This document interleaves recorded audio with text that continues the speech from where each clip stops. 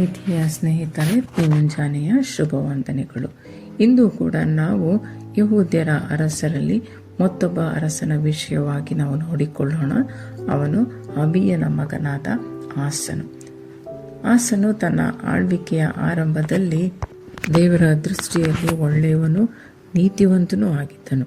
ತಾನು ಒಳ್ಳೆಯವನಾಗಿರುವುದು ಮಾತ್ರವಲ್ಲದೆ ತನ್ನ ಪ್ರಜೆಗಳು ಸಹ ಯೆಹೋವನನ್ನು ಆಶ್ರಯಿಸಿಕೊಳ್ಳಬೇಕು ಮತ್ತು ಧರ್ಮಶಾಸ್ತ್ರವನ್ನು ಅನುಸರಿಸಬೇಕೆಂಬುದಾಗಿ ಅವನು ಆಜ್ಞಾಪಿಸ್ತಾನೆ. ಎಂಥ ಒಂದು ವಿಶೇಷವಾದಂಥ ನಾಯಕತ್ವ. ಅವನ ಆಳ್ವಿಕೆಯ ಸಮಯದಲ್ಲಿ ನಾವು ನೋಡುವ ಹಾಗೆ ಶತ್ರು ಭಯ ಇರಲಿಲ್ಲ.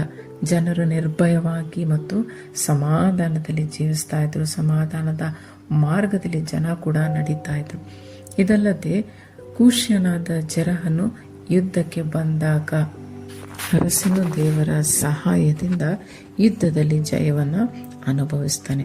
ಇದು ಮಾತ್ರವಲ್ಲದೆ ಅವನು ತಾನು ಸ್ವಾಧೀನ ಮಾಡಿಕೊಂಡಿದ್ದ ಪ್ರಾಂತ್ಯದಲ್ಲಿ ಎಲ್ಲ ಅಸಹ್ಯ ವಿಗ್ರಹಗಳನ್ನು ತೆಗೆದುಹಾಕಿ ತನ್ನ ದೇಶವನ್ನು ಅವನು ಶುದ್ಧೀಕರಿಸ್ತಾನೆ. ಧರ್ಮವನ್ನು ಸಂಸ್ಥಾಪನೆ ಮಾಡಿದ ಹೆಗ್ಗಳಿಕೆಗೆ ಕೂಡ ಆಸನು ಪಾತ್ರನಾಗ್ತಾನೆ. ಆದರೆ ತನ್ನ ಆಳ್ವಿಕೆಯ ಕೆಲವಾರು ವರ್ಷಗಳ ತರುವಾಯ ಅವನು ತಪ್ಪು ಮಾರ್ಗವನ್ನು ಹಿಡಿದು ಬುದ್ಧಿಹೀನನಾಗಿ ನಡೆದುಕೊಂಡನೆಂಬುದಾಗಿ ನಾವು ದೇವರ ವಾಕ್ಯದಲ್ಲಿ ನೋಡಬಹುದು.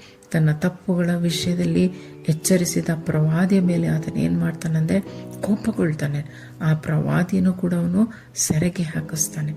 ಇದು ದೇವರಿಗೆ ಇಷ್ಟವಾಗಲಿಲ್ಲ ಎಂಬುದಾಗಿ ನಾವು ನೋಡಬಹುದು. ಎಷ್ಟು ಉತ್ತಮವಾದ ರೀತಿಯಲ್ಲಿ ತನ್ನ ಒಂದು ಆಳ್ವಿಕೆಯನ್ನು ಪ್ರಾರಂಭ ಮಾಡಿದ್ದ ಒಬ್ಬ ಅರಸ ಕಡೆಯಲ್ಲಿ ದೇವರ ದೃಷ್ಟಿಯಲ್ಲಿ ತಪ್ಪು ಮಾಡುತ್ತಾ ದ್ರೋಹಿಯಾದದನ್ನು ನಾವು ನೋಡ್ತೇವೆ. ಇವತ್ತು ನಾವು ಕೂಡ ದೇವರ ದೃಷ್ಟಿಯಲ್ಲಿ ನಡೆಯುತ್ತಿರುವಾಗ ಮನುಷ್ಯರಾಗಿ ತಪ್ಪುಗಳನ್ನು ಮಾಡಬಹುದು. ಆದರೆ ದೇವರು ನಮ್ಮನ್ನು ಎಚ್ಚರಿಸುವಾಗ ನಮ್ಮ ತಪ್ಪುಗಳನ್ನು ಒಪ್ಪಿಕೊಂಡು ನಮ್ಮನ್ನು ಬದಲಾಯಿಸಿಕೊಂಡು ಕಡೆಯವರೆಗೆ ದೇವರ ದೃಷ್ಟಿಯಲ್ಲಿ ನೀತಿವಂತರಾಗಿ ಜೀವಿಸುವುದು ತುಂಬ ಯೋಗ್ಯವಾದ ಒಂದು ಜೀವನ. ನಾವು ಜ್ಞಾನೋಕ್ತಿಗಳ ಗ್ರಂಥದಲ್ಲಿ ನೋಡುವ ಹಾಗೆ ದೋಷಗಳನ್ನು ಒಪ್ಪಿಕೊಳ್ಳುವವನಿಗೆ ಶುಭವಾಗದು, ಅದನ್ನು ಒಪ್ಪಿಕೊಂಡು ಬಿಟ್ಟು ಬಿಡುವವನಿಗೆ ಕರುಣೆ ದೊರೆಯುವುದೆಂಬುದಾಗಿ ನಾವು ಕೂಡ ದೇವರ ಪ್ರೀತಿಯನ್ನು ತಿಳಿದುಕೊಂಡು ಎಲ್ಲವನ್ನು ಆತನಿಂದ ಅನುಭವಿಸ್ತಾ ಇದ್ದೇವೆ. ದೇವರನ್ನು ಆಶ್ರಯಿಸಿಕೊಂಡು ನಾವು ಜೀವನ ಮಾಡ್ತಾ ಇದ್ದೇವೆ. ಆದರೆ ನಮ್ಮ ತಪ್ಪುಗಳು ದೇವರ ದೃಷ್ಟಿಯಲ್ಲಿ ಕಂಡು ಬಂದು ದೇವರು ನಮ್ಮನ್ನು ಎಚ್ಚರಿಸುವಾಗ ಎಚ್ಚರದ ಮಾತಿಗೆ ನಾವು ಕಿವಿಗೊಡಬೇಕು.